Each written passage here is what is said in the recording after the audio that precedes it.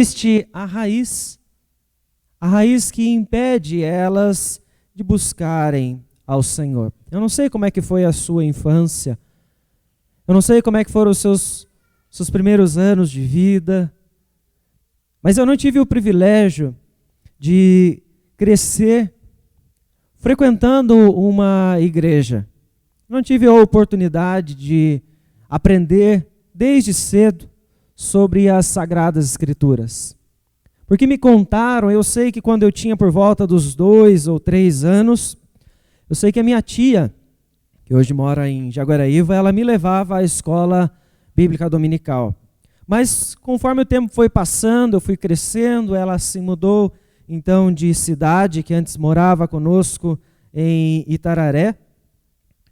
Então eu não fui mais, eu não frequentei mais. Pela minha própria vontade, eu nunca quis frequentar a igreja, apesar de que eu sempre falei que eu era presbiteriano, mas eu nunca ia na igreja. Eu sempre falava que eu era, mas nunca fui de frequentar.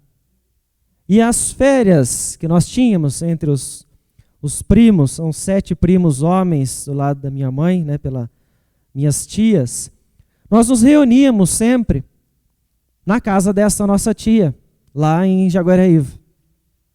E sempre quando nós íamos lá, ela que sempre frequentou a igreja presbiteriana, sempre muito ativa, muito forte lá nos trabalhos, nós estávamos na casa dela, e naturalmente que nós tínhamos que seguir a rotina da casa dela, né?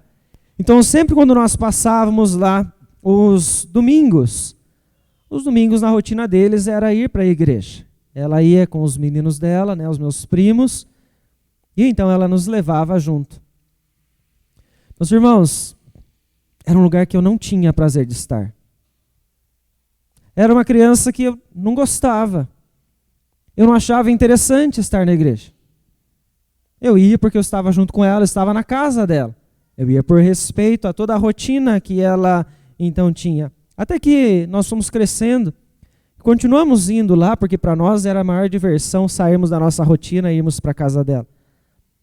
E eu me lembro que por volta dos meus 11 anos, eu estava na casa dela e era um domingo de manhã, estava na hora da escola bíblica dominical, e eu vi que eles estavam se arrumando, eu ouvi o barulho da casa, mas eu fingi que eu estava dormindo.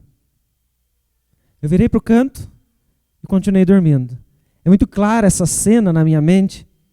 Eu fingi que eles estavam me chamando e eu não queria saber o que eles estavam fazendo ali, como se eu não soubesse da rotina. E eles me deixaram em casa. Eles foram para a escola bíblica dominical e eu ali fiquei. Eu achei que eu estava enganando todo mundo. Eu achei que eu estava no controle da situação. Mas aquele a quem nós estávamos indo todos os dias, quando nos reunimos para ir à escola bíblica dominical, aquele que era então o alvo, ele sabia o que existia dentro do meu coração. E desde a minha infância, a minha adolescência, a minha juventude, havia pecado no meu coração. Havia orgulho dentro de mim, que me impedia de desejar servir ao Senhor. Desde criança, então, eu não gostava porque eu nasci assim. Porque nós nascemos assim. Nós nascemos já pecadores e, portanto, sem o menor desejo de buscar ao Senhor. Até então que a fé brotou no meu coração, por volta dos meus 17 anos, e depois de eu muito clamar por socorro para a minha vida e para a minha família, eu clamava para aqueles que têm boca, mas não falam, e têm olhos, mas não veem. Depois de eu clamar muito para eles e ver que nada estava acontecendo, eu percebi que eu precisava de um Deus verdadeiro. E então eu comecei, depois que o Senhor me chamou, a servi-lo na igreja. E dali eu nunca mais me afastei. Meus irmãos, os orgulhosos, eles podem tentar fugir de todas as formas, podem lutar o quanto quiserem, para não servir ao Senhor, para não se render ao chamado de Deus. Porém, no momento, no instante em que o Espírito do Senhor for agir para converter seus corações, o pior dos orgulhosos será incapaz de resistir à ação de Deus em seu interior. Isso vai ser transformado em um milagre. O milagre da fé. A capacidade que nós passamos a ter de crer, até mesmo daquele em quem nós não somos capazes de ver. Orgulhosos são transformados em grandes servos do Senhor. Aquele que parece impossível de ser transformado, quando Deus está agindo em seu interior, ele é incapaz de resistir ao seu espírito. E eu quero convidar você a abrir a palavra do Senhor no Evangelho de Mateus, no capítulo 8, para nós fazermos a leitura do versículo 5 até o versículo de número 13, para nós então observarmos sobre mais este milagre realizado pelo Senhor Jesus.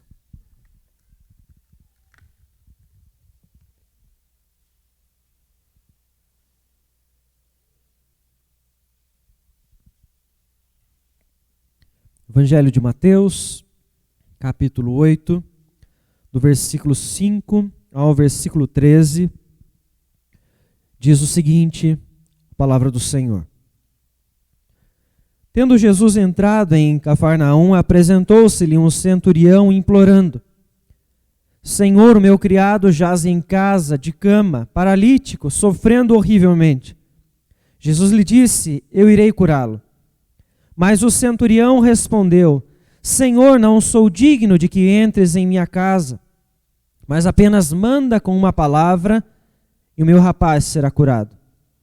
Pois também eu sou homem sujeito à autoridade, tenho soldados às minhas ordens, e digo a este vai e ele vai, e a outro vem e ele vem, e ao meu servo faz isto e ele o faz.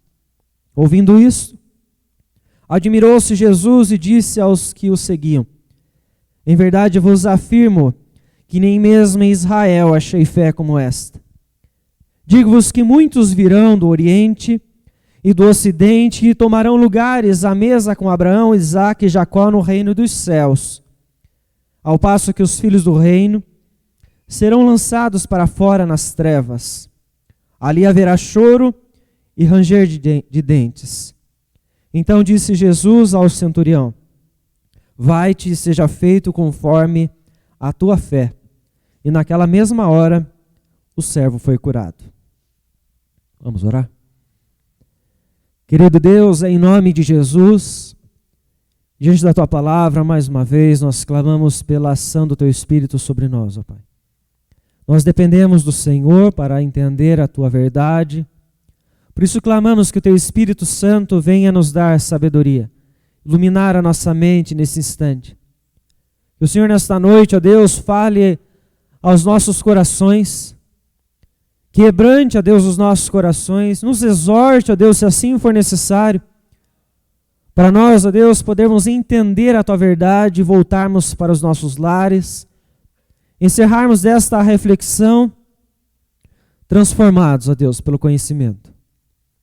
É no nome de Jesus, ó Pai, que nós pedimos e desde já nós agradecemos ao Senhor. Amém, Senhor Deus.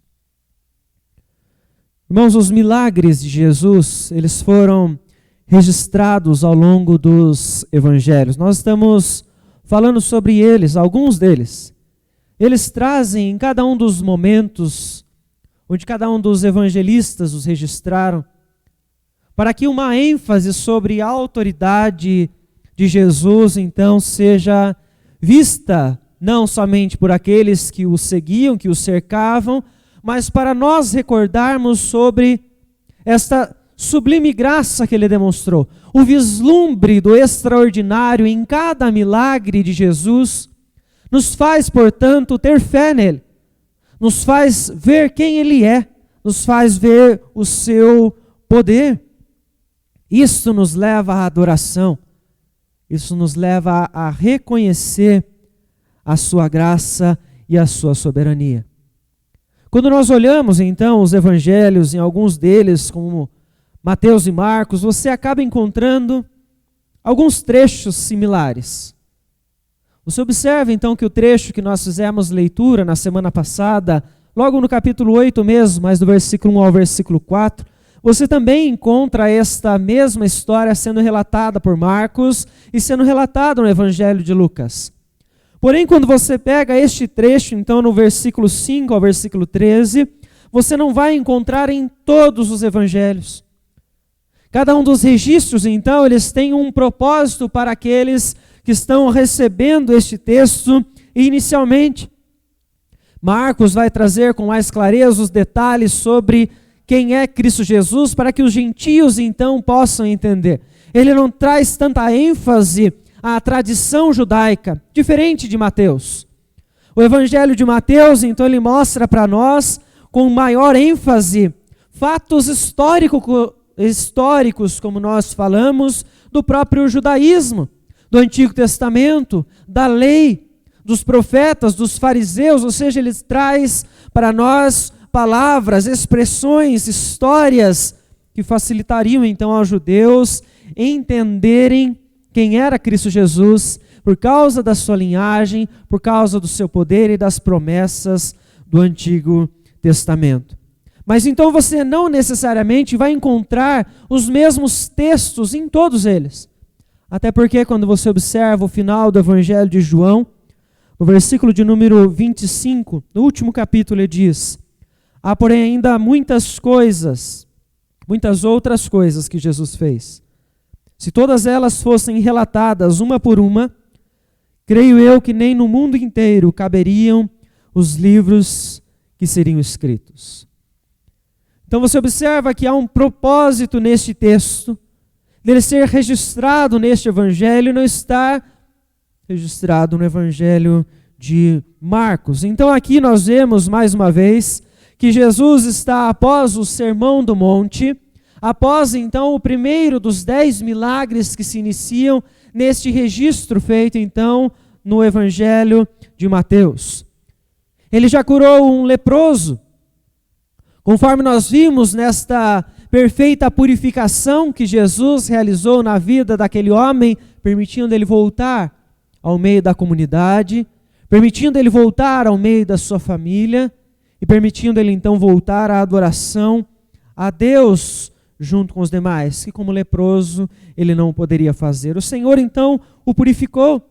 Passado este momento, Jesus então vai até a cidade de Cafarnaum, e algo então inesperado acontece para ele naquele instante. Versículo de número 5 então nos conta que apresentou-se-lhe um centurião implorando. É um centurião romano que está agora diante de Jesus. O centurião, que era um comandante de uma tropa de aproximadamente 80 soldados. Aquele então que estava a serviço do seu governo. Eram estes homens, os soldados, esses que estavam junto com eles, que estiveram nos momentos mais difíceis do ministério de Jesus, porque a postura deles, do governo a quem eles eram submissos, eram contrários ao ministério de Jesus. Eram contrários àquilo que Jesus vinha ensinando ao longo de todos os anos, os 3 anos que ele então pregou, curou e realizou os seus milagres. Foram estes soldados que estavam juntos com Judas quando ele chega ao jardim do Getsêmani para que Jesus então fosse preso. São estes soldados que estão juntamente então com Jesus, escarnecendo ele quando direcionam ele para a cruz, estão humilhando ao Senhor Jesus, zombando de suas palavras, zombando de sua autoridade, que dizem a ele: salva-te a ti mesmo. São estes os soldados que estão junto de Jesus, quando ele está então crucificado e com uma lança eles abrem o lado de Jesus para que ele morra mais rápido. São estes que servem junto aos centuriões, que servem ao governo romano, que são contrários ao ministério do Senhor Jesus.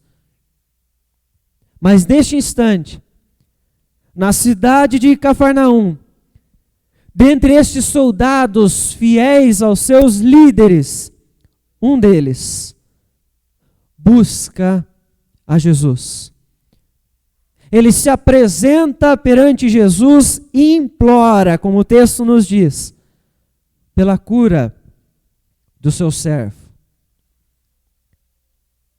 Aos olhos de todos naquele momento, este centurião seria o último a chegar diante de Jesus e implorar algo a ele. Aos olhos de toda aquela sociedade, o centurião jamais chegaria próximo de Jesus. Era comum então que ele agisse como os demais que acontecem ao longo dos textos. Sejam aqueles que vão zombar, que vão humilhar, que vão escarnecer a Jesus, porque eles não servem. E é geralmente assim que nós olhamos para aqueles que não buscam a Deus. Aqueles que são como um centurião. Aqueles que servem a outros senhores. Esses jamais vão servir a Deus. Esses jamais vão entrar na igreja. Esses jamais devem ser evangelizados. Não vamos nem perder tempo com esse tipo de gente, porque eles não vão se render a Cristo Jesus. São aqueles que nós olhamos e julgamos. Não, este não pode fazer parte do reino de Deus. Centurião? Não, nunca. Nunca vai estar dentro da igreja glorificando ao Senhor. Mas veja aqui algo interessante. É o que está acontecendo nessa história. Do que Deus está fazendo na vida deste homem. Ele tem um servo. E o texto mostra para nós, então, que ele se deparou com um servo que estava paralítico, ou seja, ele estava sofrendo horrivelmente, estava de cama.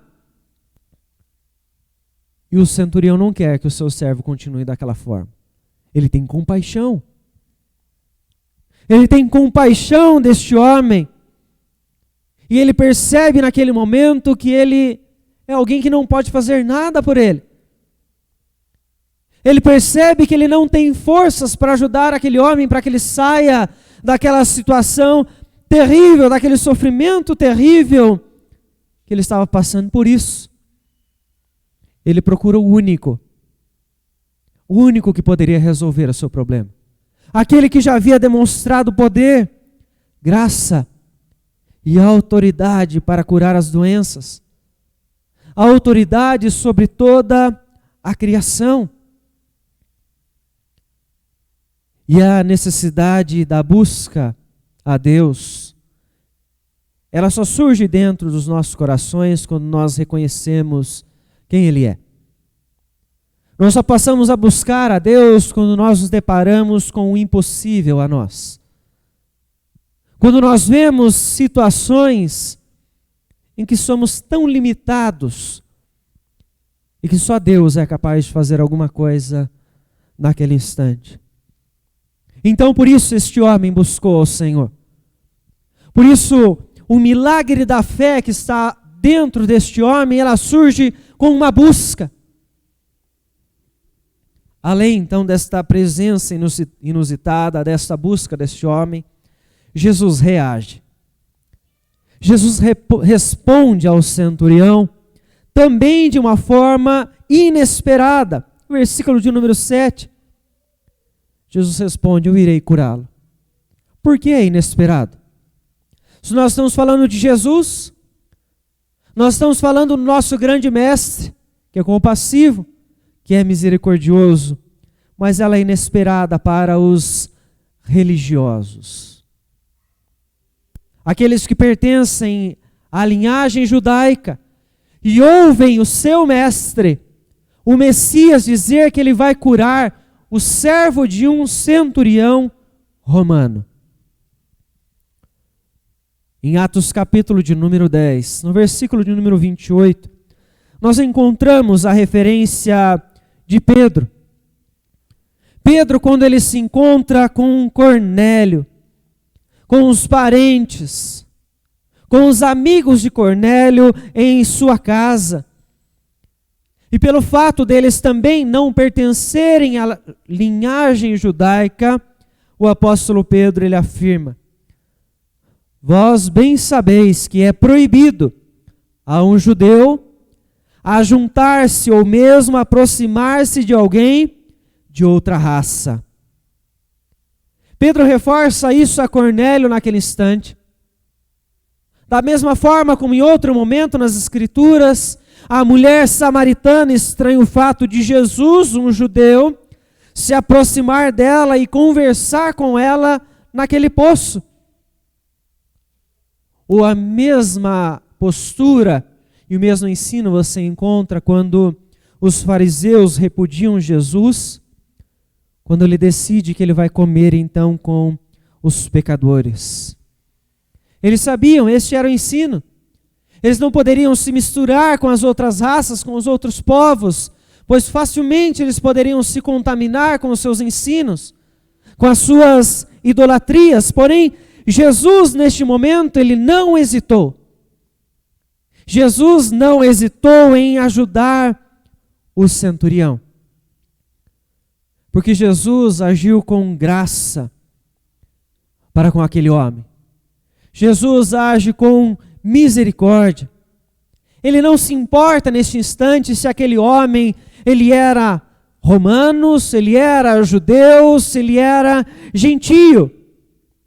Ele simplesmente se compadece daquele homem pela sua postura naquele instante, pela sua busca, por ele implorar a Jesus para que ele curasse o seu servo naquele instante.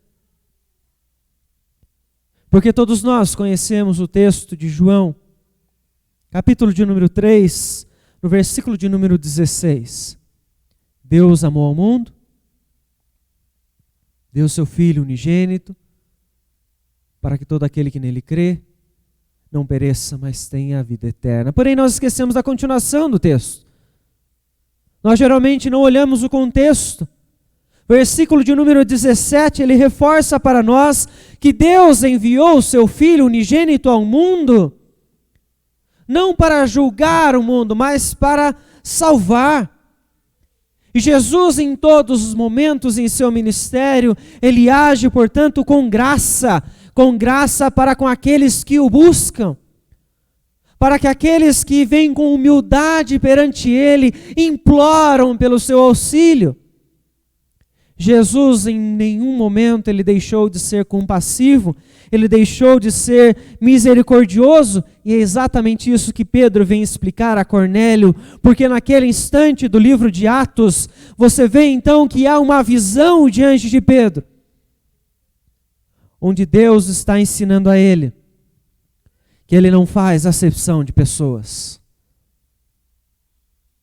E é isso que Jesus demonstra no seu próprio ministério, que aqueles que o buscarem, ele vai agir com graça em suas vidas. Ele vai abençoá-los. Ele vai ser compassivo, ele será misericordioso. E veja então como o centurião responde. O centurião então ele diz: Senhor, eu não sou digno de que entres em minha casa, mas apenas manda com uma palavra e meu rapaz será curado. Ele responde, ele sabe da situação. Ele sabe então que ele não era digno de receber ao Senhor Jesus em sua casa, e ele reforça: eu creio que apenas uma palavra do Senhor será suficiente para curar o meu servo. Ele sabe então da proibição que existia para os judeus, mas apesar desta limitação, apesar dessa dificuldade, ele não desiste. Ele não deixa de depositar a sua confiança em Jesus. ele sabe que Jesus é o único que pode agir para ajudá-lo naquele instante. Ele se deparou com a sua própria limitação. Ele não tem mais o que fazer a não ser clamar para este Senhor que está caminhando por entre a terra e demonstrando autoridade sobre as doenças, demonstrando autoridade sobre toda a criação. Ele diz: eu não sou digno. Ele se prostra com humildade, com confiança diante do Senhor Jesus neste momento. E é muito interessante quando nós olhamos as posturas que as pessoas têm perante o Senhor. Quando você olha, então, em Lucas capítulo 18, Jesus, em uma de suas parábolas, ele traz, então, a parábola onde nós temos um publicano e nós temos um fariseu que estão orando naquele instante. A prática da oração foi o meio pelo qual o Senhor Jesus usou para ensinar aqueles homens a diferença das posturas. Enquanto o publicano era aquele que não se colocava diante de todos, mas era o que cobrava os impostos, que era visto como o maior dos pecadores, o fariseu não. O fariseu era o conhecedor da lei. O fariseu era o religioso que estava provavelmente sempre nas sinagogas buscando a Deus. O fariseu inicia a sua oração exaltando a si mesmo. O fariseu começa denegrindo a imagem do publicano perante o Senhor. Enquanto este homem que era visto por todos como o pior dos pecadores, aquele que por vezes roubava mais do que devia quando cobrava seus impostos, ele mal conseguia olhar para os céus de vergonha perante Deus. Ele bate em seu peito naquele instante, porque ele reconhecia que era ali que estava guardado todo o seu pecado, que era ali que estava todo o seu erro, que o seu coração era sim um coração pecador. E ele reconhecia então a sua postura diante de Deus. Posturas diferentes quando nós nos colocamos diante de Deus, que trazem resultados diferentes. Enquanto o publicano foi humilde, ele recebeu a sua graça do Senhor. Foi justificado. O outro, o fariseu, não. Mas a palavra do Senhor, ela nos lembra que todo aquele que se exalta diante de Deus, este será então humilhado. E aquele que se humilha perante Deus, este então será exaltado pelo Senhor. Receberá a sua graça. Receberá então as bênçãos conforme o Senhor lhe apraz. Muitas pessoas são como aqueles então que levantam suas mãos nas praças para mostrar a todos que eles têm uma vida de oração. Perante a sociedade, eles têm uma imagem muito bonita. Eles são aqueles então que têm atitudes de piedade, mas o coração está distante do Senhor. Não são humildes. Não são aqueles que batem no peito como o publicano, reconhecendo que dentro deles está todo o pecado que eles estão colocando diante de Deus. Eles não são aqueles que não conseguem nem olhar para os céus, porque acham que são melhores do que os outros. Como o Senhor Jesus diz, são sepulcro caiado. Por fora estão belos, mas por dentro há apenas a podridão dos pecados. Posturas diferentes que fazem nós recebermos graças diferentes do nosso Deus. O centurião, neste instante, diante de Jesus, ele confiou. O milagre na fé dentro deste homem brotou de tal forma que ele não só buscou, como ele também confiou na simples palavra de Jesus. Isso seria suficiente para curar aquele homem naquele instante. Porque a nossa fé faz isso. O milagre da fé nos faz crer naquilo que nós não somos capazes de ver. Nos faz crer no impossível. Nos faz crer naquilo que está registrado nas Escrituras, que nós não vimos acontecer, mas que para nós é poder de Deus, que para nós é meio de transformação para as nossas vidas. Porque como aquele homem naquele instante, ele acreditava que as palavras de Cristo eram capazes de curar, eram capazes de transformar. Porque esta sim é a palavra que é capaz de dar a nós a salvação da nossa alma. É a palavra de Deus que é capaz de curar a nós. Não são as palavras dos homens, porque homem nenhum tem autoridade sobre as doenças, a autoridade sobre a criação, a autoridade sobre espíritos imundos, como o nosso Deus tem.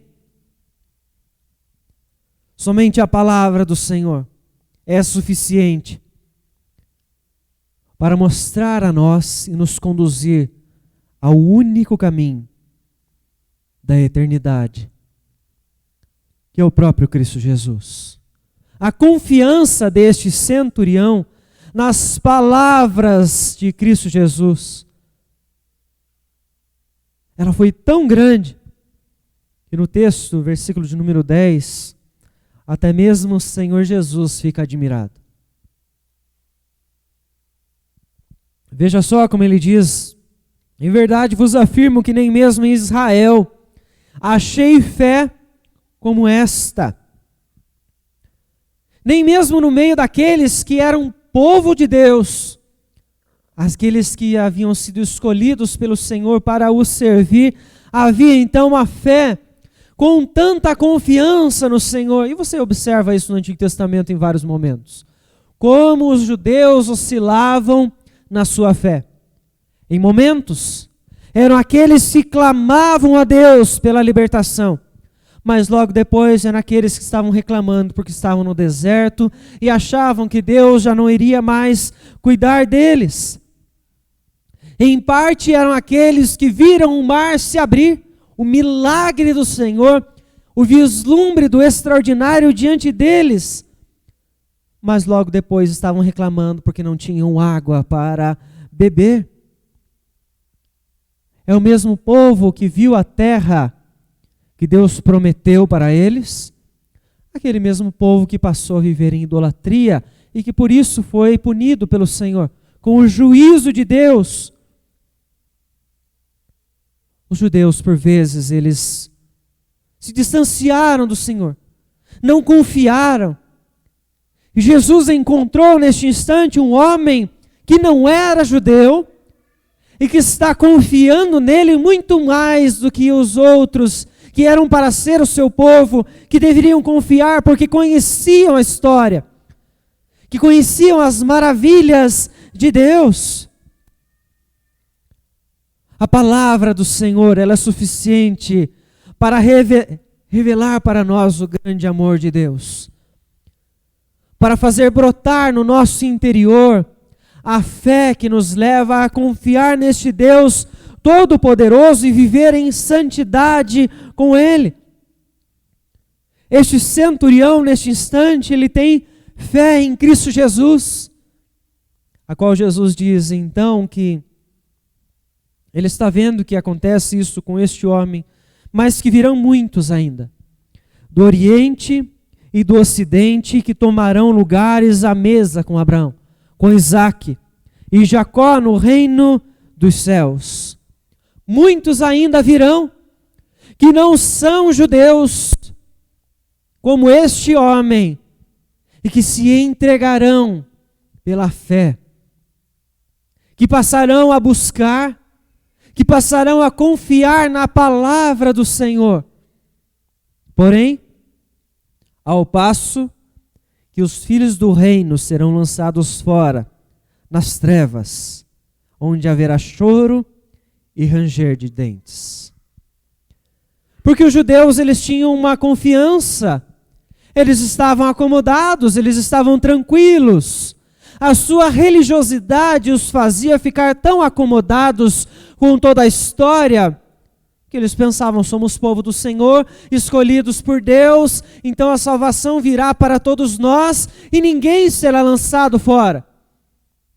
Ele está dizendo, o Senhor Jesus, com todas as palavras, que os filhos do reino, aqueles que se achavam bons, os orgulhosos, esses então que, se não forem humildes, serão lançados para fora, nas trevas, por toda a eternidade, onde haverá choro e ranger de dentes. Por isso que Paulo, quando escreve a sua carta aos Romanos, ele diz então, aqueles judeus que estavam naquela igreja, que não estavam aceitando os gentios, os que vieram de fora da linhagem, ele diz: portanto, vocês são indesculpáveis, ó homens, quando vocês julgam os judeus, julgam os gentios, julgam os de fora pelas ações deles, porque vocês são tão condenáveis quanto eles, porque vocês são tão pecadores quanto aqueles que estão fora da linhagem, porque todos nós somos pecadores, sejam judeus, sejam gentios, e aqueles que não buscarem, aqueles que não se renderem a Cristo Jesus, estes serão chamados então, como Jesus aqui está dizendo, de filhos do reino. Aqueles que estavam muitas vezes acomodados pela sua religiosidade, mas que pelo orgulho nunca se renderam a Cristo Jesus, que serão lançados fora, para onde haverá então choro e ranger de dentes. Porém aqueles que, como o centurião, seja romano, seja judeu, seja grego, seja de qual linhagem for, aquele que com humildade buscar se submeter a Cristo Jesus, esse tomará lugar à mesa da eternidade e receberá, portanto, a salvação. Muitos pelo orgulho, pelo simples orgulho de não quererem reconhecer ao Senhor Jesus, de passarem a sua vida toda achando que não precisam de Deus, que sozinhos conseguem fazer tudo o que eles precisam alcançar. Muitos perecerão, enquanto outros com fé, humildes, serão salvos. E a estes Jesus age com graça. Aos humildes, Jesus vai agir com graça, poder e autoridade ao longo de suas vidas. Jesus então envia aquele centurião de volta para a sua casa, no versículo de número 13, ele diz: vai e seja feita conforme a sua fé. Conforme ele acreditava que seria capaz de acontecer. Porque no coração daquele homem, ele sabia que Jesus tinha poder para curar. Ele sabia que Jesus tinha poder para transformar o seu servo com uma simples palavra. E então o texto diz: e naquela mesma hora, o servo foi curado. Porque o Senhor Jesus tem poder para transformar. Ele tem poder para curar. Ele tem poder para curar as nossas almas. Basta nós crermos e a sua palavra irá transformar o nosso interior. A minha pergunta para você nesta noite é: o que é que está te impedindo de servir a Cristo Jesus? O que é que te impede de se entregar e servir na igreja de Cristo Jesus? É a sua religiosidade? É o seu orgulho? O que é que está te impedindo de se entregar a Cristo Jesus por completo? São os pecados de estimação que você está guardando dentro do seu coração? Meus queridos, o vislumbre do extraordinário poder de Cristo para curar aquele servo naquele momento reforçou apenas a fé daquele centurião. Porque o milagre da fé, o dom de Deus, nos é concedido pela graça, e não pelo que você faz, por quem nós somos, é concedido pelo nosso Senhor, para nós podermos crer nele, para nós nos entregarmos a Ele. Se você crê, se você entendeu o que Jesus Cristo fez por você, se o milagre da fé já brotou no seu interior, entregue-se a Cristo Jesus. Que esta noite seja a noite da sua aliança com Deus, onde você vai se prostrar ao Senhor e iniciar uma nova vida. Como o presbítero Jati colocou muito bem no início, na liturgia, se isto aconteceu em você, é porque uma nova vida brotou dentro de você. Porque a fé, se chegou ao seu coração, porque Deus já está agindo em você. E você nasceu de novo. Entregue-se a Cristo Jesus. Não endureça o seu coração nesta noite, porque o Senhor está te chamando para servi-lo. Você que faz parte da igreja do Senhor Jesus, renda-se cada vez mais a este Deus Todo-Poderoso, que tem a autoridade. Ao recordar desta autoridade de Cristo sobre as doenças, sobre toda a autoridade, que você abandone toda a sua religiosidade e viva para o Senhor. Abandone, portanto, o pecado, porque é melhor você entrar no reino dos céus sem um dos seus olhos do que você ir para o inferno com os dois. O Senhor Jesus nos diz, portanto, que nós precisamos abrir mão das nossas vontades, do nosso pecado, para nós sermos verdadeiros discípulos dele. Por isso, viva em humildade perante o Senhor. Não seja orgulhoso, porque isso só está te afastando do Senhor. Busque e confie cada dia mais com todo o seu coração no Senhor Jesus. Feche os seus olhos, que eu gostaria de orar com você neste instante para nós